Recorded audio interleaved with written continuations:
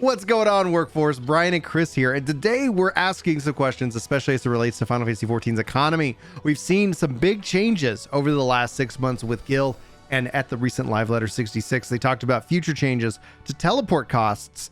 And so essentially it got me thinking, is something happening with the economy? Are they finally trying to claw back all of this Gil that these rich players have, or are they just punishing, unfortunately, the regular player? And then also, where do we see, what features and tools do we want to see them bring in to kind of help settle down some of the rapid inflation that we've had over the last several, in this case, years and years of inflation? Chris, what's up? So they, the static Gil mounts don't actually pull infinite Gil out because one time per player. It's a static thing. And because of the way inflation works in games and the fact that vendor price items don't change, 75 million for both mounts means less and less for every future expansion. So unless those mounts continually scale, it not only is not a permanent, it is not only not a solution when it's released, it becomes less and less of a solution as time passes. We've seen this with housing. Housing is still at that kind of 3-4 million for a house, and that just doesn't really mean what it did in A Realm Reborn. It just isn't. And legacy servers, that's a reduction. So we've seen it go down, even though the amount of Gil we make goes up. Yoshi P has said he does not see a reason for us to be cooking cookies in the next expansion. There still will be high quality cookies. There still will be cookie leaves. That means 108,000 Gil a day in trade for your leaves just isn't going to cut it anymore. There's going to be more money brought in.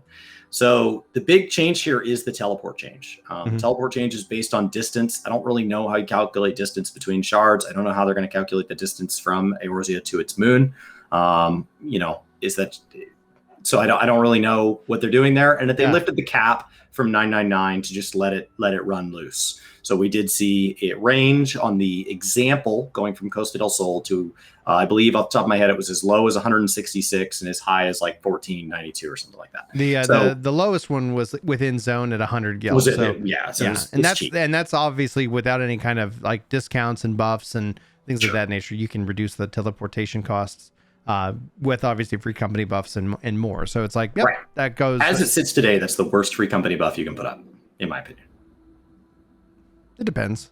Like I get where you're coming from. I'm like I have an exception for like expansion time and patch day time, because it's like that's where you're gonna teleport, and that's where you're gonna make that back. But normally on a day-to-day run, like I don't think that's the one that you want to have up. I disagree even on expansion time, because you are only teleporting to chase the quest, and the quest is giving you money, and yet all of your jobs need experience. And so I think the experience is just more valuable. Right. Well, you have two, right? So it's like, what makes the most sense for the second slot? Battle and whatever people are leveling, crafters or gatherers. Right. Meaning, but you're not leveling both at the same time. So it's like, that's just a free company like decision. Yeah, but we're as a group. So like I'll be leveling my crafters while people are leveling their battle jobs. Oh yeah. So the when it comes down to it though, like I think the debate comes into the overall cost of the average player when it comes to the taxation on this cost. And essentially the average player, I'm not so worried about them in this case, because as they level up through the game feeds them Gil. They're not actually having to jump to Kugane on day one when they don't have any Gil, right? Like the game feeds them there. There's also cheap ways to actually get to these different places. You can use the ferries for very cheap cost. So like even outside of that, it comes to a function of time versus like income in that regards.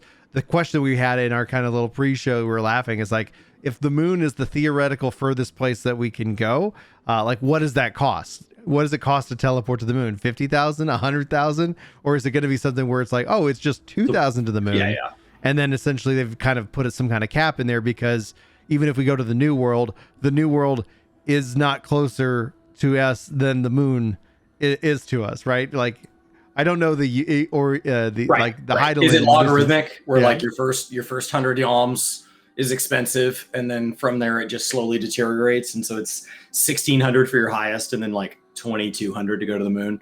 So I don't know how that's going to work. They haven't shown us that, but I do think that is the big question. There is an idea that this hurts the normal player. So I farmed up every single one of my Heavensward birds today. I played for 6 hours straight. Got all the birds. Got really lucky in my last drop right there from Thornton. And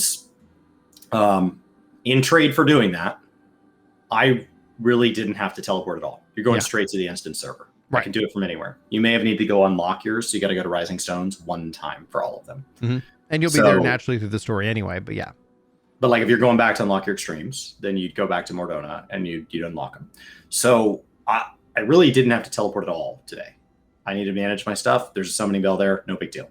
So I played for 6 hours. We ran over 100 runs easily. We generated all sorts of loot that I was desynthesizing into things worth 1,000, 2,000, 6,000. Yesterday last week when we were doing ponies, those were dropping items that were worth 10,000, 20,000 from desynthing, or from just drops, just raw drops, like the barbs. They were 10,000 a piece. So I'm making anywhere between 40 and 100,000 a day doing this, and I have no teleport costs. So it doesn't affect anybody who's spending their time on the instance server. Mm-hmm. Somebody who only comes in for story, they're only going somewhere because the story makes them. So the things that are going to generate cost here are going to be people that like to do beast tribes. The beast tribes generate money, so it will be fine as long as you don't go there. Realize you don't want to do your beast tribes yet. Go there. As long as you're not making multiple trips, you'll be fine. Hunt trains. But hunt trains result in teleport scrolls. Now those are going to change, but that should take care of itself. Right. Fates, grinding bicolor gemstones. If your bicolor gemstones do have value, they generate items. And if that becomes, we see changes in the way items are being accrued. So, there is some value there in addition to all the drops you're getting. So you're still generating wealth. And then gathering is the last one. And if you're gathering standard materials, just gather longer and it's fine. The thing that I see it penalizes are people going out to get unspoiled nodes, where you go to a specific zone to gather exactly from that one node, and then you immediately need to teleport to another zone to gather from a different node. Those are the people who I think are going to be most affected by this. Having done both of my gathering resplendent tools this week, I did that all in one day, and long day. And that was hundreds of thousands of gil in teleports, and that's with the existing prices. So there is no telling how much I would have spent next expansion. But in trade for that, I got all those items. So the unspoiled items would just absorb that markup. So what's interesting kind of in the long run of the game is that I'm happy they're actually removing this. I think the fact they had a cap on it is why there's some frustration, because it feels like all of a sudden you're, oh no, we're being penalized now for our teleports. When in fact, I think this is actually protecting hundreds of thousands of gil of each individual player's like personal wealth that they've accrued, namely that people were worried about the 30 gil increase of cost to go to one place over another, but then they were like paying inflation fees that were just ever increasing, even if they don't see it at that one specific time. So I'm happy to see it unlocked. I'm very curious to see what does it cost to go to the moon, because if it is always calculated based off a distance, like, is there some kind of exception? Like you said, like a first couple 100 yawms, and then after that, we keep a track of where it's rotating. Is it going to change by lunar cycle? Oh no! every oh gosh, new moon.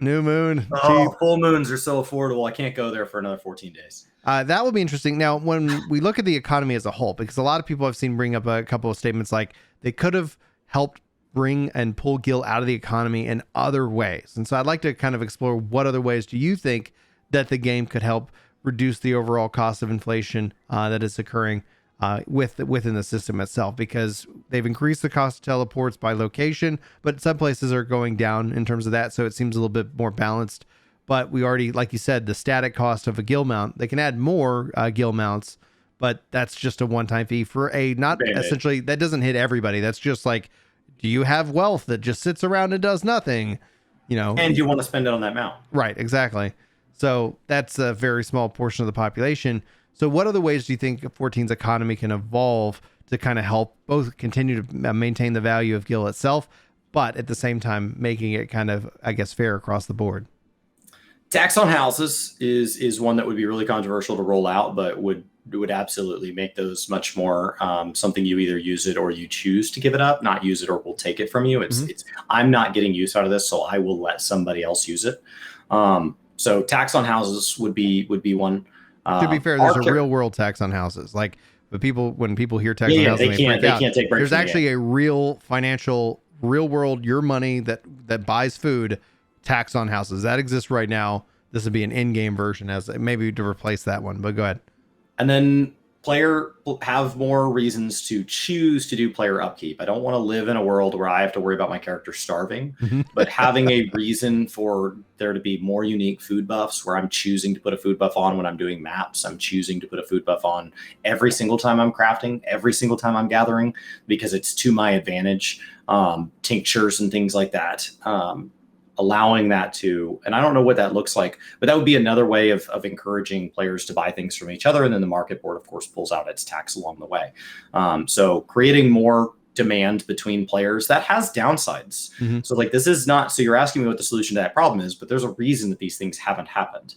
You could increase repair costs, but then people just level their crafters and it fixes it.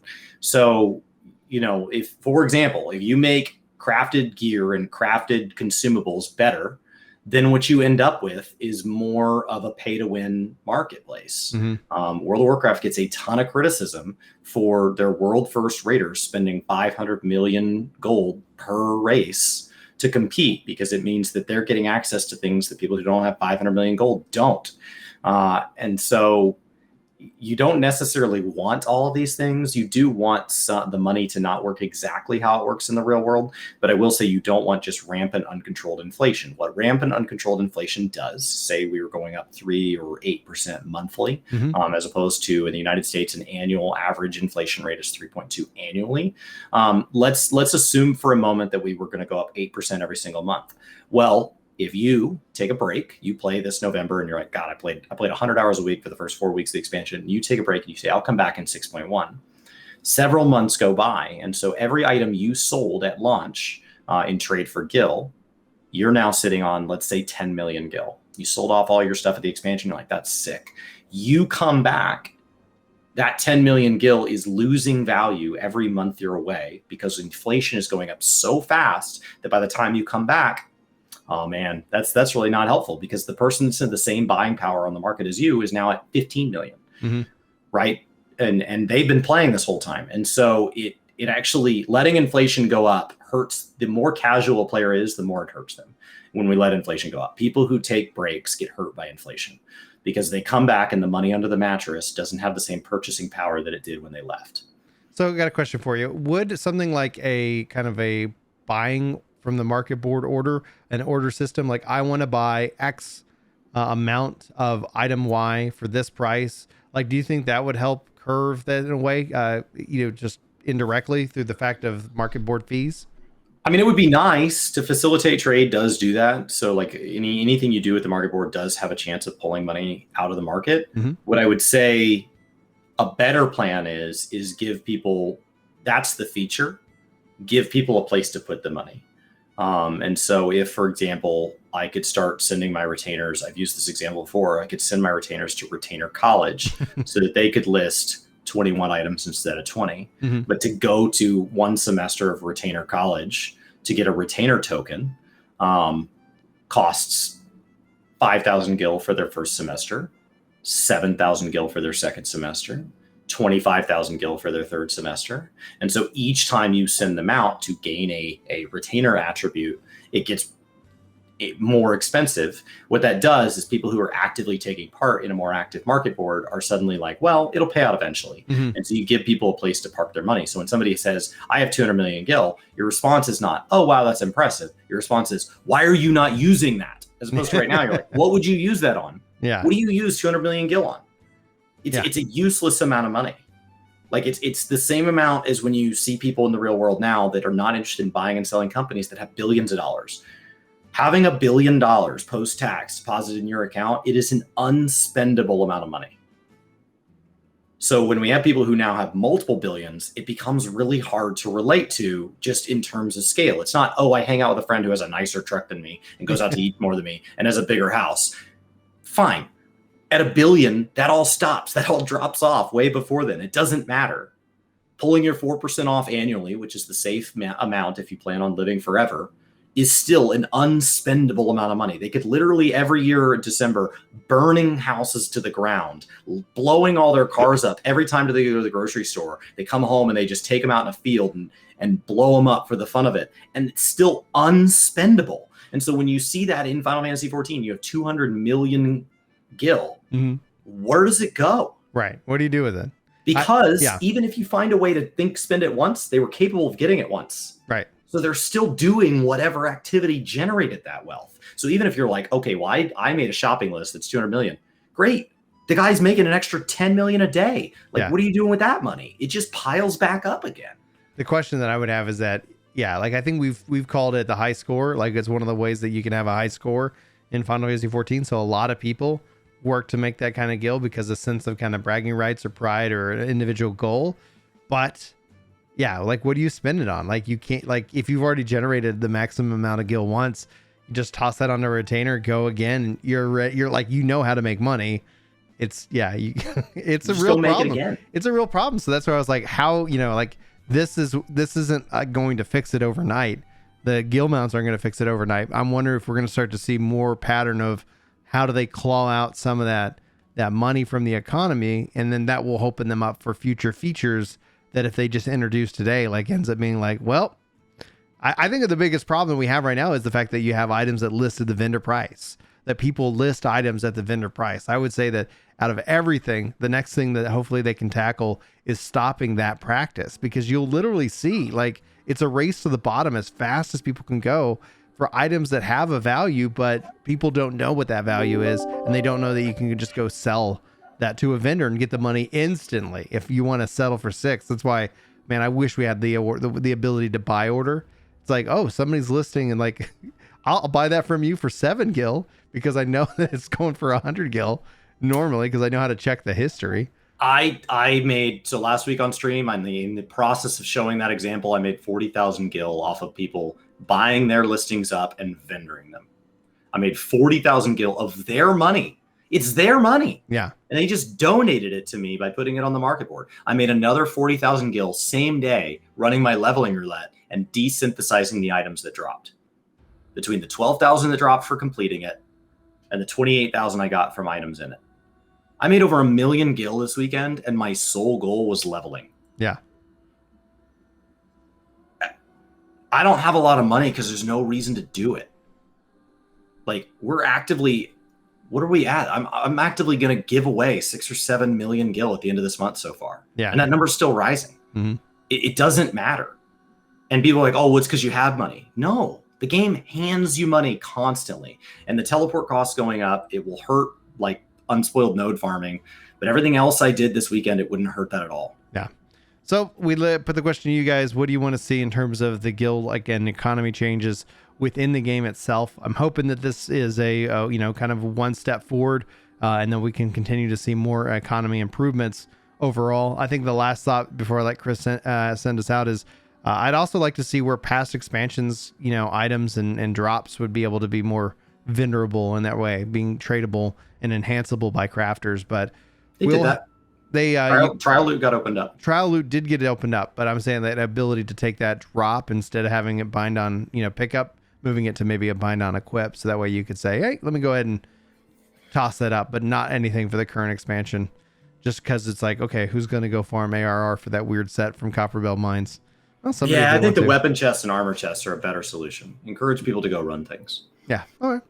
Well, guys, Chris, why don't you take us out? Well, guys, I'm sure there's a lot of people who are frustrated with the amount of gil they have. We have guides posted here. I have guides posted over on Gaming Kinda. There are other guides that I'm sure are better than mine out on the internet. Most of it has to do with curb your spending and ask yourself, are you leaving money on the table? And the answer is, if you feel like you're short on money, the answer is yes. Like, I don't know what kind of content you're running, but the answer is yes. And so if you have any questions, stop by our stream Monday through Friday, 8 a.m. to 2 p.m. Central Standard Time. I will answer any and all guild questions at any time. I'm happy to help. It's not complicated. It's just odds are information you don't have yet, and I'm happy to pass it on. But until then, thanks for hanging out. We'll see you next time. Take care.